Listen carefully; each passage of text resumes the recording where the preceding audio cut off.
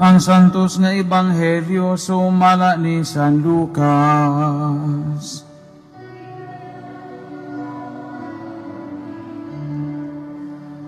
Humaniini gipili sa Ginoo ang laing kapituag duha ka lalaki.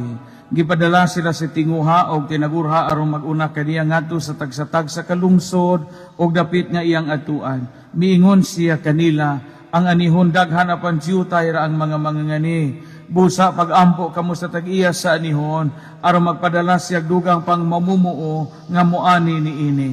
Lakaw kamo, nagpadala ako kaninyo nga sama sa mga nating karnero ngadto sa mga lobo. Ayaw pagdala og puntil ni sudanan sa limos ni sandalyas, ayaw kamo paghunong aron paghimamat kang bisan kinsa diha sa dalan. Bisan diing balaya kamo moabot, unahan ninyo pag-ingon, ang panagdait maani ani ining balaya. Kung dito may nagpuyo nga mahigugmaon sa pakigdait, ibilin kaniyang inyong yukbo sa pakigdait. Kung wala, bakwi ang inyong yukbo sa pakigdait.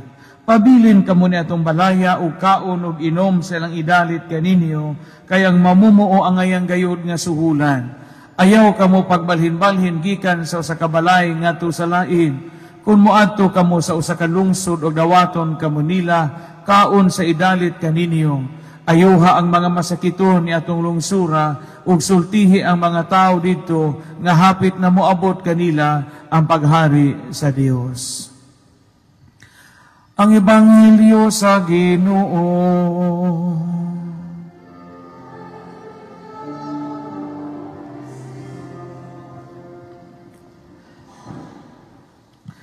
Kanijong tanan, maadjong gabiin.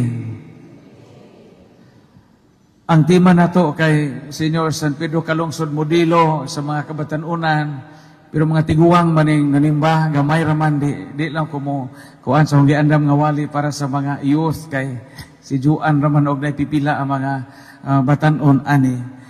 Ari lang ko mamalandong sa pagkamodelo ni San Pedro Kalungsod, apil na sa atong kasaulugan karon, piyesta karon po ni Senyor San Lucas. Naman din kini kiri, no? Naiusaan nga si Senyor San Lucas kanang naay murag baka nga tapad. Okay. Sa upat ka ebanghelyo, kini man si San Marcos kaning naay layon, kini si San Mateo kining naay kalubera, kining naay langgam, si San Juan unya kining naay murag baka si San Lucas. Ug maminaw ta sa ebanghelyo o sa first reading, niya ay nindot kayo nga pamalandong nga kitang tanan gitawag diha sa paghunahuna ni ini sa tong kinabuhi. Kining giingon og pag-unom o pagpabilin. Si San Pablo sa unang pagbasa, hingsuwat nga to kang Timoteo. Unya, imong imaginon ba, og napagupoy Facebook ato gichat ko ni San Pablo, o gi-messenger ni San Pablo. Luoy paminawon ang chat ni San Pablo nga to kang Timoteo sa kanhian panahon. Ingon si San Pablo, paningkamuti Timoteo, ang pag-ari nako sa labing madali. Gibidyaan ako ni Dimas, ni Crescente, o si Tito miadto sa Dalmacia. Nailinya din si Lucas na lamang ang gapabilin uban kanato. Lucas kini, San Lucas. Mura bang gipadayag ni San Pablo ang iyahang mga hinanakit, iyahang pagmahay bakaha, o iyahang mga kahingawa, tungod kay ang mga tao nga isang gisaligan nga mutabang sa isang buhat, ang mga tao nga isang gisaligan nga mutabang sa pagsangyaw sa mayong balita, hing bidya niya. Una si San Lucas ray gapabilin. Una sa ebanghelyo karon, ingon po din ang atong Ginoong Jesucristo, pabilin kamo ni atong balaya, ug kaon ug inom sa lang idalit kaninyo, ug ayaw kamo pagbalhin-balhin, gikan sa usa ka bahay ngadto sa lain. Pabilin gihapon. Katong mga himistahon nga daghang pamistahan, lindot nga pamalandungan, pabilin kamo sa usara ka bahay. Uni adyaw ka mo pagbalhin-balhin, gikan sa usa ka bahay ngadto sa lain. Nga naman nga, ingon man si San Pablo nga si Lucas na lamang ang uban kanato. Tungod kay pakita ni San Pablo unsa kaluyal si San Lucas ngadto niya. Nga wagod mo biza niya. Mao mo po niya kinabuhi ni San Pedro Calungsod. Sa kasaysayan sa kinabuhi ni San Pedro Calungsod, gidama ni Padre Luis Diego San Vitores. Gidani dito sa Guam, no, sa Marianas Island, sa Guam. Unya, gidani isip usa ka lay companion, usa ka, mayon tampo nga katikista, batid sa doktrina sa simbahan. Pero wa jud siya mudagan, ug wa jud siya bijai ang pare. Kaya katong si Father Diego Luis de San Vitores, hanap naman to pananaw kay tiguang naman. Wa jud bijai ni San Pedro Calungsod. Parehas po ni San Lucas, ngawa ni Zabijai si San Pablo. Panggaan ninyo ng mga tao nga di mo bija ninyo. Panggaan. Kaya mo na yung mga tao nga tinuod nga loyal nato. Mo na yung mga tao nga tinuod na higugma nato kanang kapabilin. Kanang kapabilin. Kaya ang mga tao, manggod, kitang tao sa buhi pata, ug naapatas kalibutan, katong mga tao nga dili tiunay, kasabot mamog tiunay, wa makaduot ba? Katong mga tao nga di tiunay ang ilahang paghigugma, di dyan na magpabilin. Di na mo unong, mulo tao dyan na sa kadugayan. Kanab ito mga sawa ka ng bajiha, kay piskay lamig ngipon, niya tulid og ngipon, niya talinis og tango, niya ag bag-ang murag gilimbasan, ini kawingig anay jang bag-ang, di na mo dangop nimo kay ngipon ra may gipangasawa. No na ang mga tao nga di tiunay, di gina magpabilin. Katong nang asawa tungod lang kay putik paa, ilang ibang asawa, ini kaitom ana maong paa kana mura naglugi nga sobraag daog, di na magpabilin. Nga naman, di man na mo itinuod nga motibo sa iyang paghigugma. Ang tinuod ng mga tao nga magpabilin, mao na tinuod nga nahigugma. Parehas ni San Lucas o ni San Pedro Calungsod. Mura ba na mahitabo usahay sa itong mga commitments sa kinabuhi? Para karon, bagay na naman siguro mo Padre Aljan, utro na po sa diocese ang clustering. No, magre-clustering na po. Unya sigon sa directive sa diocese, kada cluster kuno 15 to 20 families na. Nako, unya silinganay.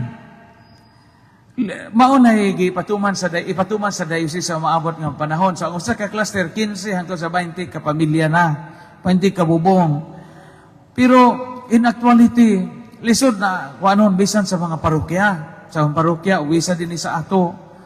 Kay ba man nga in actuality, na may mga managsilingan nga, di dyan na muangay ang klastira, kaya di man sila magkasinabot. Na gani ba mga parokya nga, naa din mong baryo, tuwa ka sa laing baryo, hing apilo klaster. Agan maingon, di ka kapabilin. Daghan ang mga klastero na naibawaan, nga ini-cluster meeting, tulo o upat na lang katiguwa nga mga bungo nga giango-ango moray mag-cluster. Unya dugay mahuman ka pero bungo man nagipangango-ango kay mao ra maipada sa mga askil nga mga sakop. Lisod ni magpabilin tabay. Pero ang tinuod nga timailhan kung kamo nahigugma sa inyong trabaho, sa inyong kaminyoon, sa inyong pamilya, sa simbahan, sa baryo, kung magpabilin. Kamo mga alagad sa gobyerno, mga alagad sa eskwelahan, mga maestrog-maestra din mga trabahante sa munisipyo, kuning abot na mo, sobra po katuig, 15 katuig, salamat sa inyong pagpabilin. Mga alagad sa simbahan nga nakaabot na mog sobra 5 katuig, salamat sa inyong pagpabilin. Kay mo na mailhan og tinuod nga pag-unong. Mga ampingi na mga tao nga kapabilin nato. Kana mga helper ninyo, mga panday, mga hardinero, mga tigatiman sa inyong pasak, nga po nakatuig na ninyo 15 nakatuig, kana mga helper nato, nga mo pag-atiman sa kinamagwangan natong anak, hangtod na minjo sila, nakaanak, apo na to, maogi hapoy ga-atiman, kana inyong mga caretaker, o nakahibaw ta nga naong ta sila ilaing kasudlan nga mga trabaho, o kasudlan nga mga oportunidad, nga muuswag ilang sweldo, o nagapabilin sila nato, ti mailhan nagpag-unong o paghigugma. Timan ijo na, katura mga tao nga tinuod nga nahigugma, maoray magpabilin. Kanang maghatod kuha ninyo, gikan sa inyong bahay, padung sa trabahuan. Unsa bisag gikapoy na naludsa na, bisag gipaningot na, unya atuon gihapon mo kuhaon, ihatod uuli, ti mailhan na o nahigugma kahing unong o gapabilin. Katong mga tao nga kana bitang bisag, gidaog-daog na kas tilingban, murag tanan na imong kontra, tanan na hingdaot nimo. Unsa mo ingon gihapon nga, ni ako uban nimo. Ajaw kaguol di ka na pasagdan. Mo na mga tawo nga gapabili. Og mauna ang paniging na ni San Lucas o na San Pedro kalungsod. Ingon si San Pablo karon, si Lucas na lang ang gapabilin uban nato. Nang hawa na silang tanan, tugay na higugma sila sa kalibutan. Pabilin ta. Kana mga bailoanan ninyo kinta o kwarta, kanang atumo mang loan, atumo manghuam sa mga panahon sa kaapiki, o na makasabot sila nga di pa kakabayad karon, o na may sige lang mari, okay lang, way problema. Panggaan na mga tawhana. Kanang kanunay ninyong kaduulan, ay nagpabilin sila uban ninyo taliwa sa atong mga kalisdanan. Kamu mga asawa, salamat sa inyong pagpabilin sa inyong bana, o mga bana, salamat sa pagpabilin sa inyong asawa. Bisag na sa iyong kasing-kasing, luod na usahay, pangag na, o na toothbrush, o na agdaster, pagibayan naglawa-lawa, ag-ilok, ibayan nagtapay-tapay. Salamat sa inyong pagpabilin. Timailhan ka na sa tinuod nga paghigugma o pag-unong. Viva Senior San Pedro Calungsod o San Lucas.